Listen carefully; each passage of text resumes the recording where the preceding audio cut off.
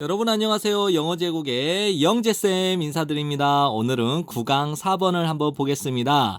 이 지문은 여러분 꼭 자세하게 보셔야 됩니다. 여러분의 내신 시험의 범위에 해당된다면 이 지문은 출제 확률이 굉장히 높습니다. 단어 정리하셔야 되고요. 형광펜으로 제가 단어 정리 잘 해놨고요.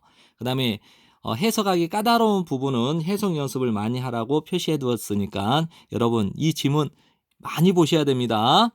자, 바로 넘어가 보도록 하겠습니다. 1번을 볼게요. genius라고 하는 이 용어는요, 거슬러 올라갈 수 있대요. 라틴어 ingenium이라는 단어로 거슬러 올라갈 수 있는데, 이 라틴어의 ingenium은 타고난 재능이 돼요. 그러면 천재성이라고 하는 이 용어는 타고난 재능이라고 하는 이 라틴어 단어인 인게니움으로 거슬러 올라갈 수 있다 라고 정리할 수 있겠죠. 그 다음에 여기에서는 이 이센스는 핵심이라고 보십시오. 핵심. 이 재능의 핵심, 본질은 여겨집니다. 보여집니다. 독창적인 생산성이라고 보여집니다. 됐나요? 독창적인 생산성으로 여겨집니다. 보여집니다. 근데 이 독창적인 생산성은 채용합니다. 즉 이용합니다. 대담한 직관을 이용합니다. 왜요? 창의성이라고 하는 이 새로운 영역을 접근하기 위해서요. 다시 한번요. 이 재능이 뭐죠? 그렇죠. 지니어스라는 천재성이라고 하는 이 재능의 핵심, 본질은 독창적인 생산성으로 여겨지는데요. 이 독창적 생산성은 사용합니다. 창의성이라고 하는 새로운 영역에 도착하기 위해서 대담한 직관력을 사용한대요. 됐죠? 사람은 어떤 사람이냐면요. 뛰어난 창의적인 힘이니까 뛰어난 창의력이라고 하는 천재성을 가지고 있는 사람은 또한 알려져 있대요. 천재라고 알려져 있대요. 자, 4번 지문은요. 서술형으로 암기하시면 아주 좋습니다. It was that 사이에 이게 강조가 된 거예요. 그래서 우리는 흔히 이때 강조 구문이라고 하죠. 그런데 이때 강조 구문은 it was that을 없애서 말이 되면 됩니다. 그런데 이제 이 해석에 맞춰서 그냥 여기서부터 먼저 해석할게요. Not until that 이러면 이제 뭐뭐 했어야 비로소 뭐뭐 하다 이렇게 정리를 하세요. 르네상스가 되어서야 비로소 사람들은 묘사하기 시작을 했습니다. A를 B라고. A가 무엇이냐면요. 예술적인, 창의적, 잠재성 혹은 또는 영감의 원천을 천재성으로서 묘사하기 시작했대요. 다시 한번 정리해 볼까요? 르네상스가 되어서야 비로소 사람들은 묘사하기 시작을 했습니다. 예술적인 창의적 잠재성 또는 영감의 원천을 천재성이라고 묘사하기 시작을 했대요. 암기하세요, 이 문장. 그 다음에 핵심적인 의의는 창의력 또는 창조성, 창의력에 대한 핵심적인 의의는 다음과 같습니다. 소위 천재는 발전시킨대요. 어느 누구도 이전에 가져본 적이 없는 생각을요. 됐나요? 소위 천재는 이전에 어느 누구도 가져본 적이 없는 생각을 발전시킨대요. 그리고 임마누엘 칸트의 말에 의하면 또 대절 전체래요. is that 이렇게 병렬 구조가 되는 겁니다. 천재성은 여겨져야만 한대요. 바로 그 반대니까 정반대. 정신이죠? 모방의 정신, imitation, 모방의 정신의 정반대로 여겨져야 된대요. 그래서 칸트의 말에 의하면, 임마누엘 칸트의 말에 의하면 천재성이라고 하는 것은 모방의 정신의 정반대로 여겨져야만 합니다. 됐죠? 게다가 칸트는 대절 전체를 확립했습니다. 다음과 같이 밝혔습니다. 천재성은 설명할 수 없어요. 밝혀낼 수 없어요. 과학적으로 어떻게 그 천재성이 그 천재성의 결과물을 초래했는지를 과학적으로 밝혀낼 수 없대요. 하지만 오히려 제시한대요. 그 규칙을 자연적인 것으로 그 규칙을 제시하고 있대요. 이거는 뭐 타고난 거.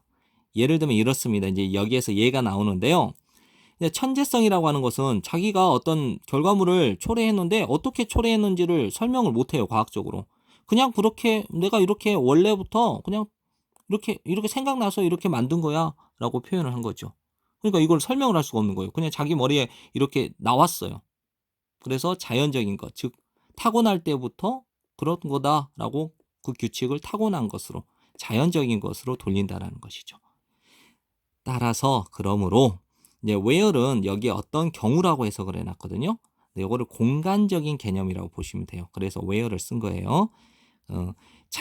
어떤 작가가 어떤 작품을 결과물을 그의 천재성 덕분에 결과물을 낸 경우에 추상적인 공간적인 개념이라고 보세요. 낸 경우에 한 작가가 어떤 결과물을 그의 천재성 덕분에 낸 경우에 그는 자기 자신도 몰라요. 어떻게 그가 그 생각을 고안했는지, 그 생각을 어떻게 품게 되었는지를 자기도 알지 못해요. 그 다음에 역시 부정어가 나왔기 때문에 주어와 동사 위치가 바뀌었습니다. 그리고 이거는 it to 진주어 가주어, it to 진주어 가주어 이렇게 병렬 구조가 된 겁니다. 이렇게 그의 힘 안에 존재하지 않는다 이렇게 보면 되겠죠. 역시 존재하지 않는다. 그의 힘 안에. 이걸 정리해 보십시오. 이거는 역시 존재하지 않는다. 그의 힘 안에 존재하지 않는다. 이거는 그의 능력 범위 밖에 있다 이거죠. 그러니까 못한다 이거예요. 역시 그의 능력 안에 존재하지 않는다. 무엇이요? To invent, 발명하는 것.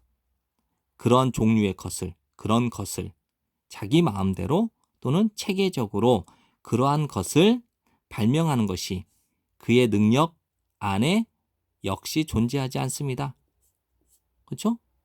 그런 것. 그다음에 두 번째, 전달하는 것도 그의 능력 안에 존재하지 않습니다. 무엇을 전달하냐면요. 그 동일한 결과물을 다른 사람에게 어떤 지침으로 그 지침이 무엇이냐면 the same as 이래서 이 as가 would put의 주어 역할을 했고요. 이 선행사를 수식해주는 주격 관계대명사 역할을 했기 때문에 the same as를 유사 관계대명사라고 설명을 한 거예요. 관계대명사처럼 해석을 하십시오. 두다, put A in B. 그들이 누구냐면 다른 사람들이에요. 그 다른 사람들을 어떤 위치에 두도록 하는 지침. 어떤 위치냐? 생산할 수 있는 위치. 무엇을요? 유사한 결과물을요. 그럼 다시 한번 정리할게요. 그의 능력 안에 역시 존재하지 않습니다. 전달하는 것이 그 동일한 것을 비슷한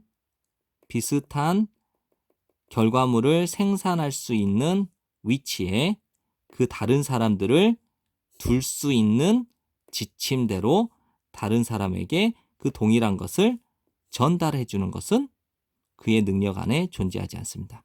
즉 자기가 어떤 걸 만들었어요. 그럼 그거 만드는 것을 다른 사람도 만들 수 있게끔 설명을 해줘야 되는데 그걸 설명을 못 해준다라는 거예요. 그냥 그 사람은 그냥 자기가 이렇게 생각해서 이렇게 좋은 결과물을 낸 거지. 천재성 있는 사람은 자기가 이렇게 해서 그냥 쉽게 낙서를 좀 했는데 그게 어떤 좋은 작품이 되어버린 거예요. 그걸 어떻게 설명을 해요? 됐나요? 예. 자, 빠르게 마무리 정리 한번 해보겠습니다. 전체적인 흐름을 파악해보세요. 천재성이라고 하는 것은 타고난 재능이래요. 됐죠? 그 다음에 두 번째, 이제 천재성의 핵심은요, 독창적인 생산성인데요. 이 독창적인 생산성은 창의성이라고 하는 창의성에 도달하기 위해서 대담한 직관을 사용하는 겁니다. 직관을 사용해요. 설명을 할 수가 없어요. 그다음에 천재성이라고 하는 것은 뛰어난 창의력을 가진 사람을 뭐라고 하죠?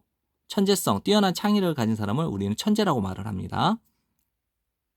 4번 내용을 보십시오. 근데 천재성이라고 하는 이 표현은 언제요? 르네상스 시대 때 이르러서야 비로소 표현이 됐다는 거예요. 그다음에 이제 5번은요. 창의력의 핵심적인 의의는요.